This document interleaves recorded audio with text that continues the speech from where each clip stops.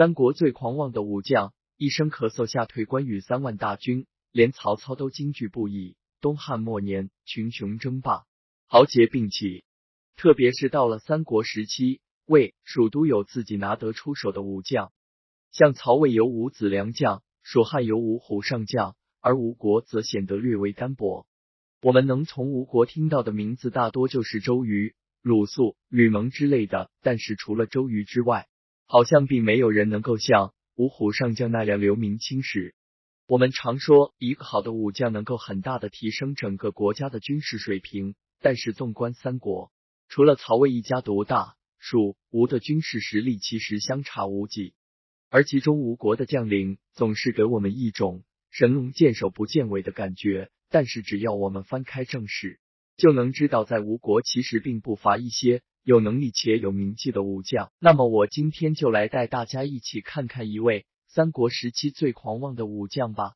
他曾以一声咳嗽就吓退了关羽3万大军，连曹操提起他都惊惧不已。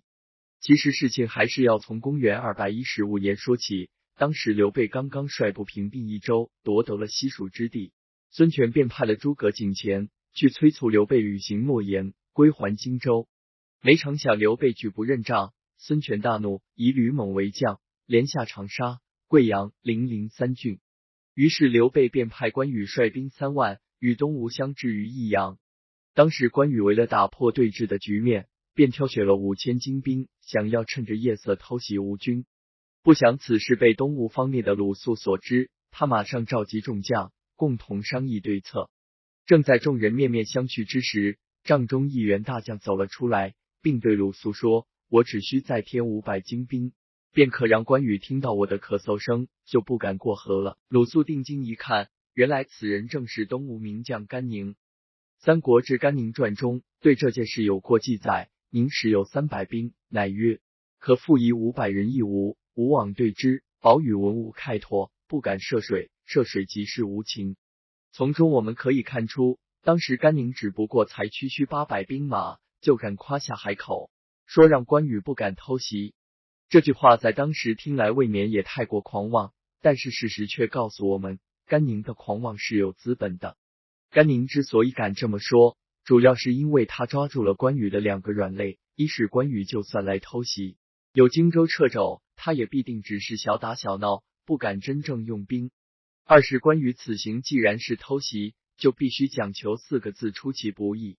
如果甘宁率部在河岸设防，关羽定会知道偷袭之事已经败露，便断然不会继续行动了。所以只要甘宁带兵一出现，关羽面前摆着的也只有撤退这一条路了。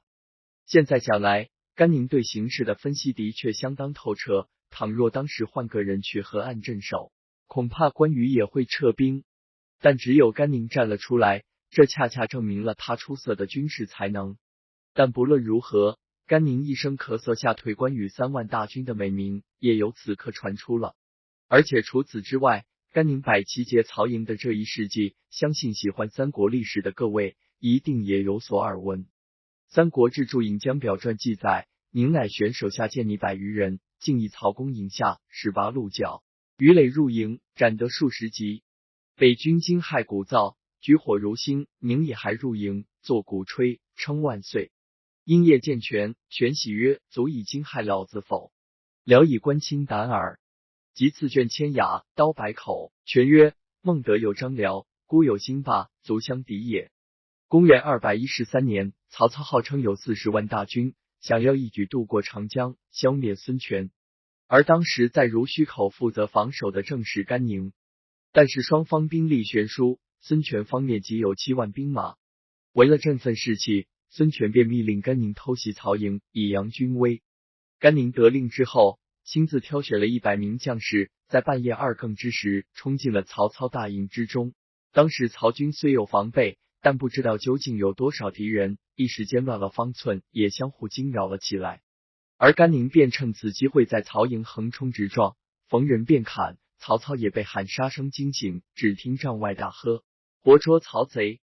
于是曹操便吓得魂飞魄散，只得催马逃命。也正是因为甘宁的勇猛表现，孙权才不止一次地说过：“孟德有张辽，孤有甘兴霸，足相敌也。”由此可知，甘宁不仅勇武，同时也不乏谋略，而且为孙吴立下了赫赫战功。但人无完人，由于他的性格过于嚣张跋扈，因此在吴国的名声并不算好。所以即使立下了这么多战功，甘宁却依旧没有被孙权封侯，这也是他没能名留青史